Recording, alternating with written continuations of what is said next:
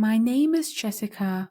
I am 28 years old and I live in California. For 10 years, I have been with a man named Brian. 2 months ago, he became my fiancé. He is thoughtful, gentle, the kind of man who remembers small things. He buys me flowers when I least expect it. He listens when I tell him stories about my kindergarten students. He makes me feel safe. But there is one thing I have never known about him: his work. Every night he leaves around 10:30 and returns before morning. Whenever I ask where he goes, he just kisses me on the forehead and says, "Don't worry, Jess, I'll be back soon." For years I told myself to trust him, but as our wedding drew closer, the thought pressed harder against me. How can I marry a man when I don't know what he does at night? One Thursday night, while grading my students' drawings, I stared at his empty chair. That was when I decided I couldn't live in the dark anymore. The next evening, after Brian left, I waited 10 minutes and then grabbed my car keys.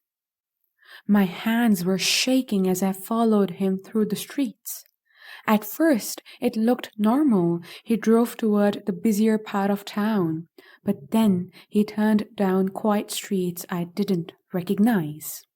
Finally, he pulled into a lot beside a plain gray building. No sign, no lights outside. 2 men in black suits stood at the door. I parked a block away and crept closer.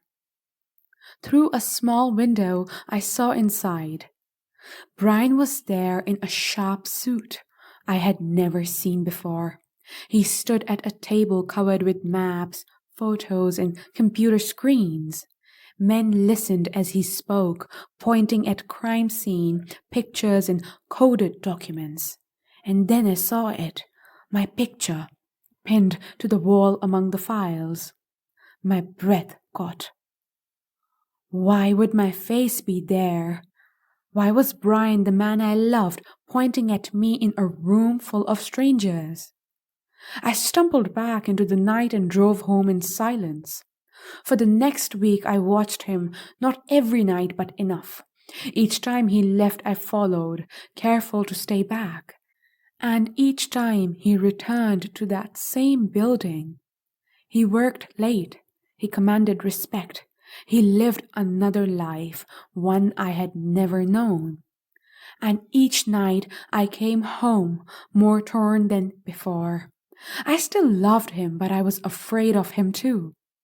By the end of the week, I couldn't take it anymore. I had to know the truth.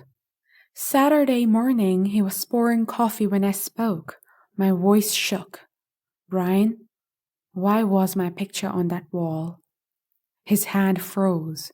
He didn't look surprised.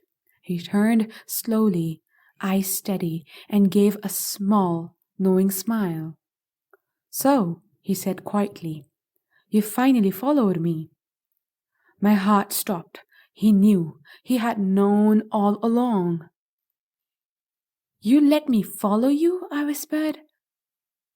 He set the cup down and walked closer. "Jess, I knew the first night. I saw your headlights. I saw you in the shadows. I let you see what I wanted you to see."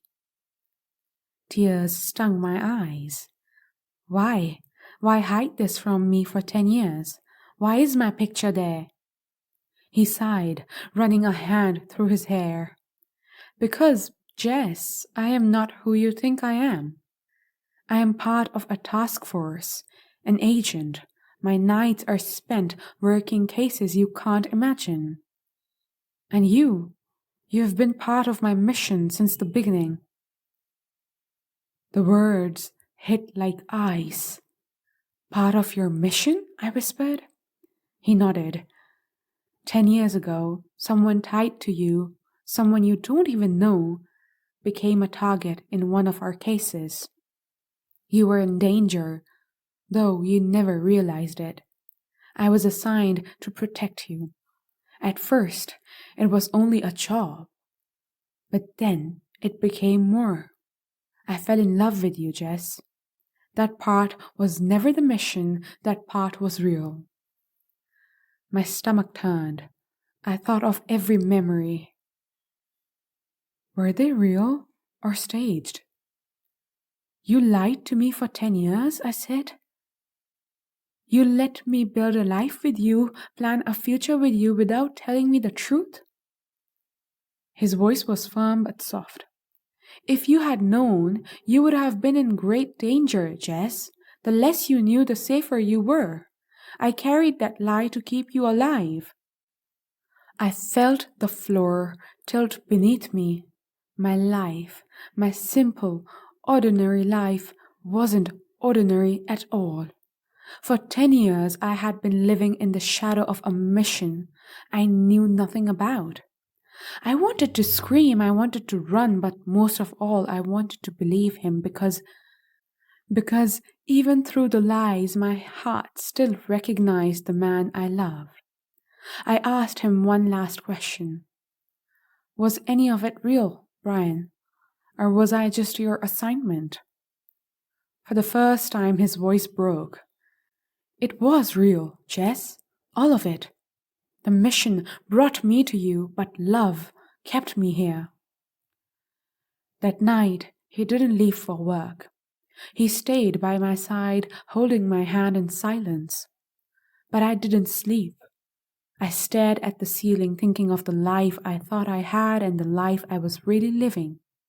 Now I know I am not only Jessica the teacher, I am Jessica the woman whose face is on an FBI board, the fiancé of a man who has kept me in his mission for 10 years. I love him. I don't trust him fully, but I also know this. Walking away won't make the danger disappear. My life is tied to his, for better or worse.